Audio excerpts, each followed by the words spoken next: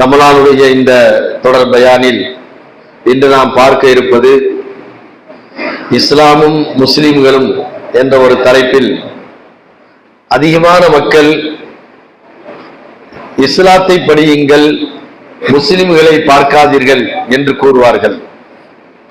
அப்படி என்றால் என்ன பொருள்? இஸ்லாம் நல்ல சட்டதிட்டங்கள் தான், அதனுடைய சட்டங்கள் அத்தனையும் ஒரு மனிதனுடைய வாழ்க்கைக்கு தேவையானவைகள் தான்.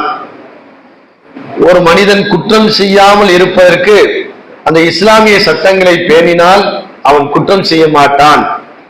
மேலும் ஆன்மீக வழியிலும் அவன் நல்ல முறையிலே நடப்பதற்குண்டான சட்டங்கள் தான் இஸ்லாத்தில் இருக்கின்றது. ஆனால் முஸ்லிம்களை நீங்கள் பார்க்காதீர்கள்.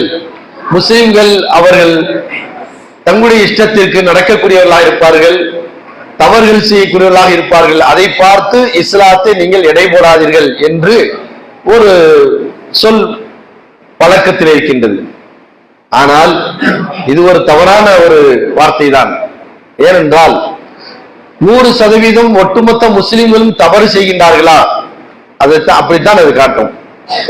மனிதர்கள் தவறு செய்யக்கூடியவர்கள் அதுல ஒரு 10% இருப்பாங்க, அல்லது 20% இருப்பார்கள், அல்லது 30% இருப்பார்கள். 40% நல்ல மனிதர்கள் இருப்பார்கள், 50% நல்ல மனிதர்களும் இருப்பார்கள். அப்ப இஸ்லாத்தை முஸ்லிமை பார்க்காது என்ற சொல்ல வார்த்தையை விட முஸ்லிமுடைய வாழ்க்கையும் நீ பார், இஸ்லாத்தையும் பாருங்கள். ஏனென்றால் முஸ்லிம்கள் தங்களுடைய வாழ்க்கையில அவருடைய குடுக்கல் வாங்கல், அவருடைய மார்க்க விஷயங்கள்ல அவர்கள் வணக்க வழிபாடுகள், அதே போன்று வாழ்வியல் சம்பந்தப்பட்டதுல மக்களுடன் பழகக்கூடிய விஷயங்களில் முஸ்லிம்கள் ஒட்டுமொத்த முஸ்லிம்களுமே தவறு செய்கின்றார்கள் என்றால் கிடையாது. அதிகமான முஸ்லிம்கள் நன்னடத்தி உள்ளவர்களாகத்தான் இருக்கின்றார்கள். இது எதனால் இந்த மாதிரி ஒரு வார்த்தை வருது என்று சொன்னால், முஸ்லிம்களில் ஒரு 80% பேர் தொழுகை இல்லாமல் இருக்கின்றார். அதான் காரணம்.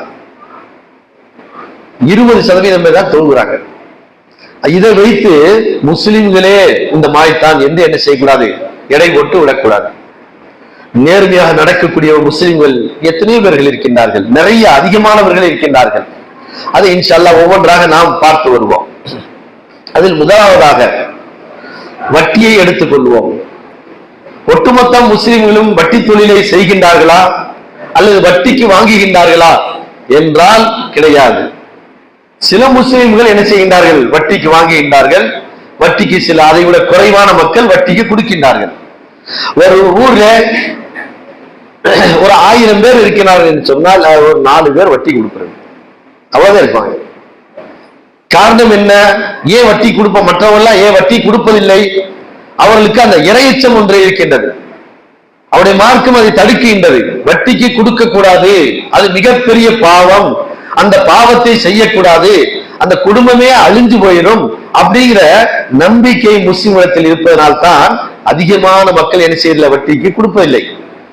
ஆனால் மற்றவர்கள் அப்படி இல்லை, அவங்களுக்கு என்ற எந்த கட்டுப்பாடும் இல்லை. வட்டிக்கு கொடுக்க கூடாது, வட்டிக்கு வாங்கக்கூடாது என்ற எந்த கட்டுப்பாடும் இல்லை. அதிகமான மக்கள் வட்டிக்கு கொடுக்கக்கூடிய மக்களாக முஸ்லிம் அல்லாதவர்கள் இருக்கின்றார்கள். முஸ்லிம் அல்லாதவர்கள் அதிகமான மக்கள், ஏன் அவங்களுக்கு கட்டுப்பாடு இல்லை. கொடுக்க கூடாது, கொடுத்தாலும் தண்டனை இருக்குது, இந்த உலகத்திலும் தண்டனை இருக்குது, மறுமையிலும் அவர்களுக்கு தண்டனை இருக்கின்றது அப்படிங்கிறதெல்லாம் அவர்களுக்கு கிடையாது.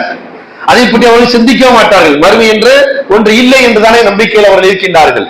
ஆகையினால் வட்டிக்கு கொடுக்கக்கூடியவர்களை நீங்கள் எடுத்து பார்த்தால் மிக குறைவான மக்கள் தான் இஸ்லாமிய சமூகத்திலே இருக்கின்றார்கள். அப்ப முஸ்லிம்களை பாருங்கள், அதிகமான முஸ்லிம்களை பாருங்கள்.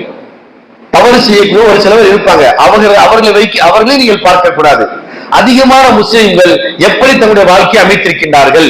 வட்டிக்கு கொடுக்காமல் வாழக்கூடிய முஸ்லிம்கள் தான் அதிகமாக இருக்கின்றார்கள்.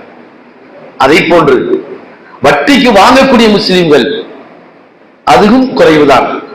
ஏன்? அவர்களுக்கு பயம் இருக்குது. வட்டிக்கு வாங்கினா நம்ம மாட்டிக்கிடுவோம், நாளைக்கு அல்லாட்ட மாட்டுவோம் அப்படிங்கிற பயம் அவருடைய உள்ளத்துல இருப்பதனால் சிலர்கள் என்ன செய்கின்றார்கள், குறைவான மக்கள் தான் வட்டிக்கு வாங்கக்கூடியவர்களாக இருக்கின்றார்கள். அதிகமான மக்கள், அதிகமான முஸ்லிம்கள் வட்டிக்கு வாங்குவதில்லை. நீங்க சாதாரணமா எடுத்து பார்க்கலாம். அதற்குண்டான காரணத்தையும் இன்ஷா அல்லாஹ் நான் விளக்குகின்றேன். ஆனால் முஸ்லிம் அல்லாத சமூகத்தை நீங்கள் எடுத்து பார்த்தால் 99 பேர் அதுல இருப்பாங்க. ஏன்? அது கட்டுப்பாடு இல்லை அவங்களுக்கு. வட்டி வாங்கக்கூடாது, வட்டி கொடுக்கூடாது, கொடுக்கறத கூட சில கம்மியா இருப்பாங்க. ஆனால் வாங்குறதுல அவங்களுக்கு எந்த தடையும் இல்லை. எல்லா தொழில்கள்லையும் அவங்க என்ன செஞ்சிருப்பாங்க? வட்டியை முதலீடாக வச்சிருப்பாங்க. ஒரு ஜவுளி கடை வச்சிருந்தாங்க சரி, நம்ம பாக்குறதுக்கு பெரிய ஜவுளி கடையா இருக்கும், பெரிய கார்பரேட் கம்பெனி மாதிரி தெரியும். இங்க 4 கடை இருக்கும், தமிழ்நாட்டுல சென்னையில ஒரு 4 கடை இருக்கும், திண்டுக்கல்ல ஒரு கடை இருக்கும், இப்படி பிரான்ச்சுகள் நிறைய இருக்கும். எல்லாம் எதுல சொன்னால் வட்டிக்கு தான் போட்டுக்கிட்டு இருப்பாங்க, வட்டியை வசூல் பண்ணிக்கிட்டு இருப்பாங்க. அந்தந்த தகுதிக்கு தகுந்த மாதிரி சின்ன கடை வச்சிருக்கிறவன் அன்னாடு 1000 ரூபாய் கொடுத்து வாங்கிட்டு இருப்பேன், பெரிய கடை வச்சிருக்கிறவன் 10,000 ரூபாய் கொடுப்பானுங்க. இந்த பெரிய பெரிய கடைகளுக்கு பாத்தீங்களா ஒரு நாளைக்கு பல லட்சம் ரூபாய் அவங்க புரண்டுகிட்டு இருக்கோம். வட்டிக்கு வசூல் பண்ண வர்றவன் டெய்லி வந்துகிட்டு இருப்பானுங்க. அப்ப அந்த மாதிரி வட்டிக்கு வாங்குவதோ கொடுப்பதோ வாங்கக்கூடிய மக்களில் 99% மக்கள் அவங்களுக்கு சாதாரணமாக அவர்கள் அந்த வட்டியை வாங்கி கொண்டுதான் இருக்கின்றார்கள். ஆனால் முஸ்லிம்கள் அப்படி கிடையாது. அவர்களுக்கு உள்ளத்திலே ஒரு பயம் இருக்குது, கண்டிப்பா இந்த இதுக்கு அல்லாஹ் நம்மளை தண்டிச்சிருவான் அப்படின்னு. சரி, இதை எதை வச்சு நீங்க சொல்றீங்க முஸ்லிம்கள் எல்லாம் வட்டிக்கு வாங்கல அப்படின்னு? என்றால் அரசாங்கத்துடைய கணக்குல இருக்குது, அரசாங்கத்துடைய கெஜெட்ல எழுதி வச்சிருக்காங்க. அரசாங்கம் என்ன சொல்லுது அப்படின்னு சொன்னால், கரண்ட் அக்கௌண்ட் ஒண்ணு இருக்குது, அப்புறம் சேவிங் அக்கௌண்ட். இந்த சேவிங் அக்கௌண்ட்ல போட்டாத்தே வட்டி வந்துகிட்டு இருக்கும், வட்டி வந்துகிட்டே இருக்கும். ஆனால் கரண்ட் அக்கௌண்ட்ல போட்டோம்னா தேவையில்லை, இது வட்டி எனக்கு தேவையில்லை என்று பேங்க்ல எழுதி கொடுத்துட்டா வட்டி போட மாட்டாங்க. இதை நிறைய பேர் சரியா தெரியாம என்ன செய்வாங்க, நிர்பந்தமா வட்டிக்கு வாங்க வேண்டியதா இருக்கு, என்ன செய்யறது அப்படின்ட்டு. அப்படியெல்லாம் கிடையாது, கவர்மெண்ட்ல இருக்குது.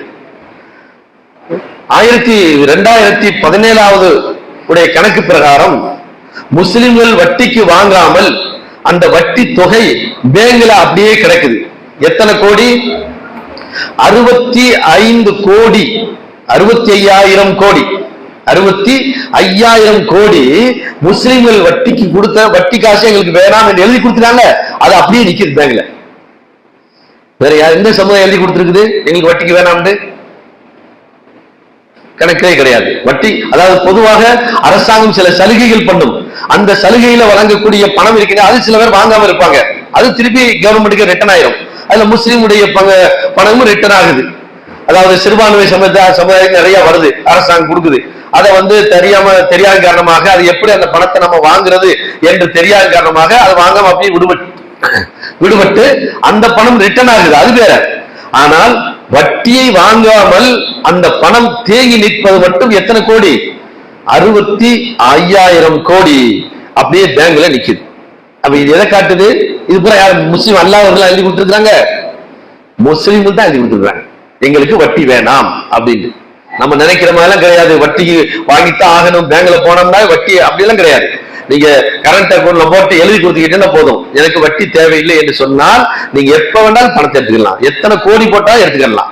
ஆனால் சேவிங் அக்கௌண்ட்ல போட்டீங்கன்னா அட்டண்டயத்துல என்ன செய்ய முடியாது, பணத்தை எடுக்க முடியாது, ஏன்னா அவன் வட்டி கொடுத்துக்கிட்டு இருக்காது. ஆகையினால் வட்டிக்கு வாங்காத முஸ்லிம்கள் அதிகமாக இருக்கின்றார்கள். இப்ப முஸ்லிம்களை பார்க்கலாமா வேணாமா? முஸ்லிம்களை பாருங்கள், உலகம் எல்லாம் திரும்பி பாருங்கள், உலக மக்கள் எல்லாம் முஸ்லிம்களை பாருங்கள், அவர்கள் எல்லாம் வட்டிக்கு கொடுக்கக்கூடியவர்கள் மிக குறைவாக இருப்பார்கள், ஆனால் வட்டிக்கு வாங்கக்கூடியவர்களும் மிக குறைவாகத்தான் இருப்பார்கள். அப்ப இந்த முஸ்லிமை இஸ்லாத்தை பாருங்கள், முஸ்லிமை பார்க்காது என்று சொல்வது ஒரு தவறான கருத்து. அதிகமான 55% அதிகமான முஸ்லிம்கள் எப்படி இருக்கிறாங்க என்றால் வட்டிக்கு கொடுக்காதவர்களாகவும் வட்டிக்கு வாங்காதவர்கள் தான் இருக்கின்றார்கள். இதற்கு என்ன காரணம் என்றால் குர்ஆனிலே பல இடங்களில் அல்லாஹ் அதை எச்சரிக்கின்றார், நபிகள் ஸல்லல்லாஹு அலைஹி வஸல்லம் அவர்களும் அதை பற்றி எச்சரிக்கின்றார்கள். இதுல சின்ன இன்னொரு விஷயத்தை நாம் விளங்கிக் கொள்ளணும். சில தவறான கருத்து என்ன அப்படின்னா, அதாவது வட்டி கொடுக்குறாங்கல்ல, அவங்க வீட்டு நிலையில கூட நிக்க கூடாதுன்னு சில பேர் சொல்லுவாங்க. அப்படியெல்லாம் ஹதீஸ்ல கிடையாது. வட்டிக்கு வாங்குற வீட்டுல நிலையில கூட நிக்காம பஸ்ல இறங்க எங்கேயும் போக முடியாது, பஸ்ல கூட போக முடியாது, பூரா வட்டியில தானே ஓடிக்கிட்டு இருக்குது. பஸ், லாரு, காரு எல்லாமே எதுல ஓடிக்கிட்டு இருக்குது? பைனான்ஸ்ல தானே ஓடிக்கிட்டு இருக்குது. எந்த நிலையில போய் ஒதுங்குறது? அப்ப என்னன்னா சொன்னால் அப்படியெல்லாம் ஹதீஸ் கிடையாது. அந்த மாதிரி எல்லாம் மார்க்க மனுஷனை சிரமப்படுத்தாது. அதே போல இன்னொரு பெரிய ஒரு அவதூறான செய்தியை சொல்வார்கள். வட்டிக்கு யார் வாங்கி வட்டி காசு யார் சாப்பிடுகின்றானோ அவன் காபத்துல்லாவுல தன்னுடைய தாயை விபச்சாரம் செய்வதற்கு சமம். இதை சில பேர் கிளப்பி விட்டாங்க. அந்த மாதிரிலாம் கிடையாது. அப்படியெல்லாம் ஹதீஸ் இல்லை. இவ்வளவு பெரிய அல்லாஹ் தண்டனை கொடுக்குறது அவன் கொடுத்துட்டு போயிருவேன். அதை என்ன செய்யறது? அதை பெருசா காட்டணும் என்பதற்காக வேண்டி அந்த வீட்டு நிழல்ல நிக்காத, அவன் அந்த வீட்டுல போய் சாப்பிடாத, அதே போல அவன் இந்த தொழில் பண்ணினால் அவன் எனக்கு சமம், அங்க காபால போய் தன் தாயை விபச்சாரம் செய்வது சமம் அப்படிங்கிற இந்த செய்திகள் எல்லாம் தவறான கருத்து. அப்படி ஹதீஸ்ல எங்கேயுமே கிடையாது. சரி, அப்ப முஸ்லிம்கள் ஏன் வட்டிக்கு வாங்குறத ஒரு பயமாக எடுத்துக்கொள்கின்றார்கள்? அதற்கு என்ன காரணம் என்றால், குர்ஆன்ல அல்லாஹ் அதை கடுமையாக எச்சரிக்கின்றான். இந்த வட்டியை பத்தி இன்னொரு செய்தி என்னவென்றால், யூதர்கள் தான் இதை நிறைய செஞ்சுக்கிட்டு இருக்கிறாங்க. அப்ப யூதர்களுக்கு அவங்களுடைய மார்க்கம் அதை அனுமதித்திருக்கின்றதா? ஏன்னா யூதர்கள் வேற யாரும் இல்ல, அவங்களும் வேதத்துக்குரியவர்கள் தான். மூசா அலைஹிஸ்ஸலாத்துடைய தௌராத் என்ற வேதத்தை நம்பியவர்கள். அவர்களுக்கு இறை தூதர் யாரு? ஹஜரத் மூசா அலைஹிஸ்ஸலாத்து வஸ்ஸலாம். அப்ப அந்த சமுதாயத்திற்கு வட்டி தடுக்கப்பட்டதா இல்லை என்றால், அல்லாஹ் குர்ஆன்ல அந்த யூத சமுதாயத்தை பற்றியே என்ன செய்தான் ஒரு வசனத்திலே சொல்லும் பொழுது, ஃபஇல்லம் தஃஅலு ஃபஅதனு பிஹர்மி, அதாவது அந்த வசனம்ல வமா ஆதீது மின் ரிபன் லியர்புவ மின் அம்வாலின் நாசி ஃபலா யர்பு இன்தல்லாஹி வ அக்திஹும் 460ல அல்லாஹ் சொல்கின்றான், வ அக்தஹும் ரிபா வ கத் நுஹு அன்ஹு வ அக்லிஹும் அம்வாலன் நாசி பில் பாத்திலி. 4வது அத்தியாயத்தில் 160வது வசனத்திலே சொல்லும் பொழுது, யூதர்களுக்கு ரிபா வட்டி அவர்கள் வாங்குகின்றார்கள், ஆனால் வக்கது நுகு அன்ஹு அதை விட்டு அவர்கள் தடுக்கப்பட்டிருக்கின்றார்கள். வட்டி தொழில் செய்யக்கூடாது என்று அவர்களுக்கும் சட்டம் தான், ஆனாலும் அதை அவர்கள் செய்து கொண்டிருக்கின்றார்கள். வாக்கிலும் அம்பாலன் நாசி பில் பாத்தில், தவறான முறையிலே மக்களுடைய காசுகளை பணங்களை அவர்கள் சாப்பிடுகின்றார்கள். அப்ப யூதர்களுக்கும் இது தடை செய்யப்பட்டதுதான், அதே போன்று கிறிஸ்தவர்களுக்கும் தடை செய்யப்பட்டதுதான். மக்கா முஷ்ரிக்கள் இருக்கின்றார்களே, அவர்களுக்கும் அது தடை செய்யப்பட்டதான், அவர்களுக்கும் அது தெரியும். ஆனா மக்காவுல வட்டி என்பது கொடியேற்றி பறந்தது. யூதர்கள் மட்டும் செய்யல, நம்ம அப்படித்தான் விளங்கி வச்சிருக்கோம். யூதர்கள் தான் ரொம்ப வட்டி கொடுத்துக்கிட்டு இருக்காங்க, இன்னைக்கு கொடுத்துட்டு இருக்காங்க. அவங்கதான் இன்னைக்கு அந்த ஒட்டுமொத்த பேங்குடைய கண்ட்ரோல் யார் கையில இருக்குது? யூதர் கையில தான் இருக்குது. அவதான் வட்டி கொடுத்துக்கிட்டு இருக்கிறாங்க. ஆனால் இந்த வட்டி மக்காவுல தலைவிரித்து ஆடியது இஸ்லாம் வந்ததற்கு பின்பும். நபிகள் ஸல்லல்லாஹு அலைஹி வஸல்லம் அவர்கள் கடைசியாக இந்த எப்படி இந்த மதுவை கொஞ்சம் கொஞ்சமாக அல்லாஹ் தடுத்தானோ, அதை போன்று இந்த வட்டியும் அல்லாஹ் என்ன செய்தான்? கொஞ்சம் கொஞ்சமாக தடுக்குகின்றான். முதலாவது ஒரு வசனம் இறங்கியது, யா அய்யுஹல்லதீன ஆமனு லா தஅக்குலு ரிபா அல்லாஹ முலாஃபா. மூமின்களே, முஸ்லிம்களே, வட்டியை நீங்கள் பன்மடங்காக சாப்பிடாதீர்கள். அப்ப கொஞ்சம் சாப்பிட்டுக்குங்க, பன்மடங்காக என்ன செய்யாதீர்கள்? சாப்பிடாதீர்கள். முதல்ல ஒரு தடை வந்துச்சு. அதுக்கடுத்து ஒரு தடை வந்தது, யா அய்யுஹல்லதீன ஆமனு இத்தகுல்லாஹ வதரு மா பக்கிய யமஹகுல்லாஹ், அதாவது அல்லதீன யஅகுலுன ரிபா லா யகூமுன இல்லா கமா யகூமு அல்லதி யதகப்பது ஷைத்தான். ஒரு எச்சரிக்கை, வட்டி சாப்பிடக்கூடியவர்களுக்கு உண்டான எச்சரிக்கை என்னவென்றால், நாளை மறுமையில எழுப்பப்படும் பொழுது அவன் ஷைத்தான் எப்படி பேயாடுவானோ அது போன்று தலைவிரிகோலமாக எழுப்பப்படுவான் அப்படிங்கிற ஒரு எச்சரிக்கை வந்துச்சு. அந்த எச்சரிக்கைக்கு பின்னாடி அடுத்து அல்லாஹ் என்ன செய்தான்? அதை ஹராமாக ஆக்கினான். யமஹகுல்லாஹு ரிபா வ யுர்பி ஸதகாத், வட்டியை அல்லாஹ் அழிக்குகின்றான், சதகாவை அல்லாஹ் வளர்க்குகின்றான். யா அய்யுஹல்லதீன ஆமன்துல்லாஹ, இறையச்சம் உள்ள மூமின்களே, அல்லாஹ்வை நீங்கள் அஞ்சிக் கொள்ளுங்கள். வதரு மா பக்கிய மினர் ரிபா, வட்டியிலிருந்து எதை நீங்கள் கொடுத்திருக்கின்றீர்கள் அதை வாங்காதீர்கள், அதை விட்டுங்க அப்படியே. இது மக்காவுல கடைசியாக இறங்கிய வசனம். நபிகள் ஸல்லல்லாஹு அலைஹி வஸல்லம் அவர்கள் ஃபத்தே மக்காவுடைய அந்த நேரத்தில் அவருடைய சொந்த சிறிய தந்தை இப்னு அப்பாஸ் ரலியல்லாஹு அவங்க மக்காவுல பெரிய வட்டி, பல பேருக்கு வட்டி கொடுத்து நிறைய வச்சிருந்தாரு. ஆனா கொஞ்சம் கஞ்சித்தனம் உள்ளவர் கூட. அவருடைய வரலாறு எடுத்து பார்த்தா அப்படியே வரும்.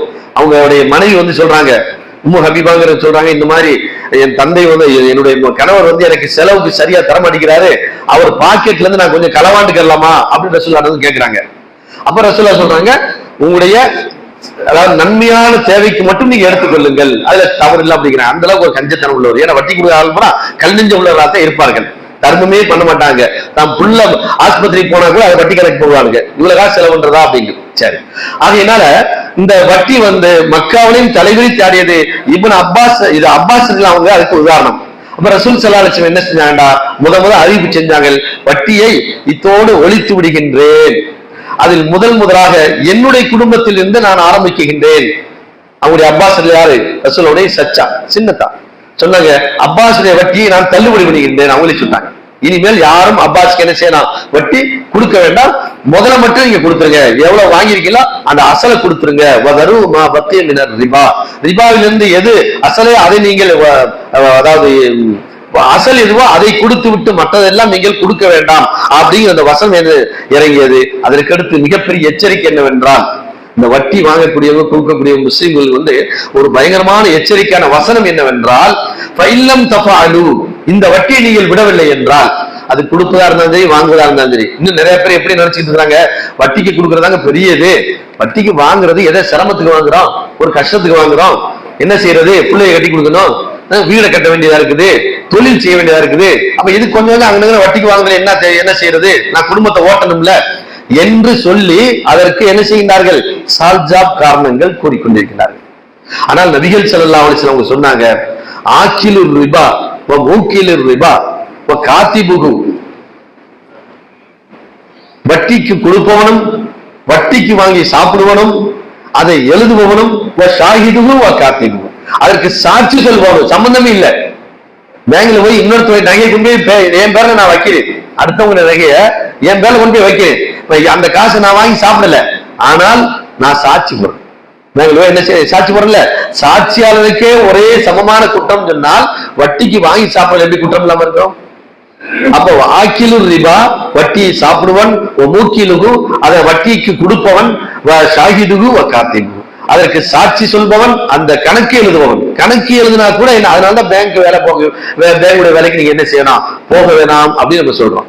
ஆகினால் வட்டி என்பது வாங்கினாலும் சரி கொடுத்தாலும் சரி ஒரே தண்டனை தான். என்ன தண்டனை? நாளை மறுமையில அதாவது இரத்த ஆறு ஓடிக்கொண்டிருக்கும். நபிகள் ஸல்லல்லாஹு அலைஹி வஸல்லம் அவங்க கனவுல பார்த்தது, மேராஜுக்கு போன டயத்துல அதை பார்த்தாங்க. என்ன அப்படின்னா, இரத்த ஆறு ஓடிக்கிட்டு இருக்குது, அதுல ஒரு மனுஷன் தப்பி தவறி மேல எந்திரிச்சு வரலான்னு பாக்குறேன். பார்க்கும் பொழுது வெளியில இருந்து கல்லை விட்டு எறிகிறாங்க, திருப்பி திருப்பி அதுலயே அவங்க, ஆனா எந்திரிச்சு வெளியே வர முடியல. இங்க அப்படித்தானே இருக்குது, வட்டிக்கு வாங்கிட்டானா அவன் தொலைஞ்சு, அதோட தொலைஞ்சு, அதனால அதை விட்டு மேலே வெளியே வரவே முடியாது. ஏன்? வட்டியை லேசா நினைச்சிட்டோம்ல. அல்லாஹ் சொல்றேன், நீங்கள் அதை தவிர்த்து கொள்ளவில்லை என்றால், வட்டியை நீங்கள் விடவில்லை என்று சொன்னால், அல்லாஹுடனும் அல்லாஹ்வுடைய தூதருடனும் நீங்கள் போர் தொடுக்கின்றீர்கள். பொருளாதாரம் என்பது அல்லாஹ்வுடைய கையில இருக்குது. அந்த நீங்க என்ன செஞ்சுக்கிறீங்க, வட்டிக்கு கொடுத்து பெருக்கலாம் என்று நினைக்கின்றீர்கள், அல்லது வட்டிக்கு வாங்கி நம்ம தொழிலை பெருக்கிக் கொள்ளலாம் என்று நினைக்கின்றீர்கள், நம்ம மகனுடைய திருமணத்தை முடித்து விடலாம் என்று நீங்களா ஒரு காரணத்தை என்ன செய்கின்றீர்கள். அப்ப அல்லாஹ்வுக்கும் அல்லாஹ்வுடைய தூதருக்கும் அங்க போர் தொடுக்கின்றீர்கள். அல்லாஹ்வுக்கும் அல்லாஹ்வுடைய தூதரிடத்தில் நீங்கள் என்ன செய்கின்றீர்கள், போர் தொடுக்கின்றீர்கள் என்று மிகப்பெரிய, வேற எதற்கும் இவ்வளவு பெரிய ஒரு சவாலை அல்லாஹ் விடவில்லை.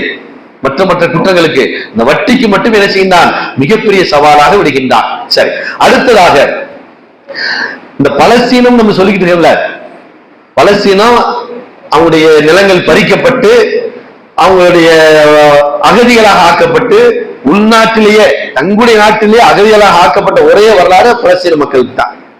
இந்த பலஸ்தீன மக்கள் தங்களுடைய பூமியை இழந்ததற்கு பல காரணங்களில் ஒரு 55% காரணம் என்ன தெரியுங்களா?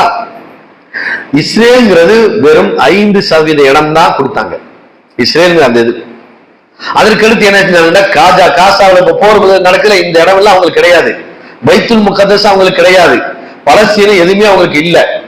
ஆனா இந்த காசாவில் உள்ள மக்கள் தங்களுடைய விவசாய நிலங்களை, விவசாயம் தான் நிறைய பேர் இன்னைக்கு வட்டிக்கு வாங்கிப்பாங்க, அந்த விவசாய நிலங்களுக்கு தங்களால் விவசாயம் செய்ய முடியவில்லை என்று என்ன செய்தார்கள் என்று சொன்னால், யூதர்கிட்ட போய் வாங்கினாங்க வட்டிக்கு. ஏன்னா அவன் வட்டி கொடுக்க ரெடியா இருக்கிறான். இது அல்லாம அவருடைய வறுமையை பயன்படுத்தி வட்டிக்கு கொடுத்த யூதர்கள் நிறைய இருக்கிறாங்க.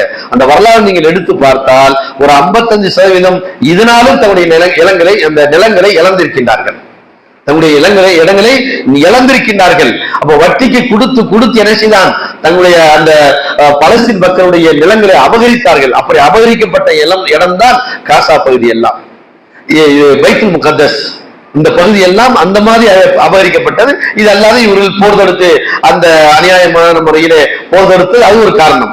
ஆகையினால் ஒரு நாட்டையே இழந்து இன்னைக்கு ஒரு மக்கள் நிற்கிறார்கள் என்று சொன்னால் அதற்கு முதல் காரணம் வட்டியும் ஒரு காரணமாக இருக்கின்றது. ஆகையினால் இன்னைக்கு உலக வங்கியில கொடுக்குறானே வட்டி கொடுத்துக்கிட்டானே, அந்த வட்டியை எது கொடுத்துக்கிட்டு இருக்கேன் கேட்க மாட்டானுங்க வட்டியை. ஏன்? அவ என்னைக்குமே நம்மள்ட்ட அடிமையாவே இருக்கணும். அது தமிழ்நாடு அரசு வாங்குது ஒரு பக்கம், இந்திய அரசாங்கம் இன்னொரு பக்கம் வாங்குது. வாங்கிட்டே இருந்தாலும் கூட என்ன காரணம், ஏன் கொடுக்குறேன்?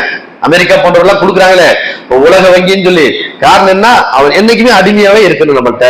நம்மளை மிஞ்சி எந்த பொருளாதாரத்திலையும் அவர்கள் முன்னேறி விடக்கூடாது. அப்ப பொருளாதாரம் அடிப்படை பொருளாதாரம் வீழ்ச்சிக்கு அடிப்படை காரணம் என்னவென்று சொன்னால் இந்த வட்டி தான் காரணமாக இருக்கின்றது. ஆகையினால் மக்களுடைய வறுமைக்கும் இந்த வட்டி காரணமாக இருப்பதனால் தான் இஸ்லாம் சொல்லுகின்றது, வட்டிக்கு நீங்க நினைச்ச கொடுக்காதீர்கள், வட்டிக்கு வாங்காதீர்கள், அந்த பக்கமே நீங்கள் நெருங்கி செல்லாதீர்கள் என்று இஸ்லாம் வலியுறுத்துகின்றது. ஆகையினால் இப்படிப்பட்ட இந்த வட்டியிலிருந்து அல்லாஹ் நம்மை பாதுகாக்க வேண்டும். அடுத்ததாக முஸ்லிம்களை பாருங்கள். முஸ்லிம்களில் அதிகமான மக்கள் வட்டிக்கு கொடுக்காத மக்களாகவும் வட்டிக்கு வாங்காத மக்களும் தான் அதிகமாக இருக்கின்றார்கள். எனவே இஸ்லாத்தையும் படியுங்கள், முஸ்லிம்களையும் படித்து இஸ்லாத்தின் பக்கம் வாருங்கள் என்று நான் சொல்லி உரையை நிறைவு செய்கின்றேன். வாஹிதாவா நான் அல்ஹம்துலில்லாஹ். அஸ்ஸலாமு அலைக்கும்.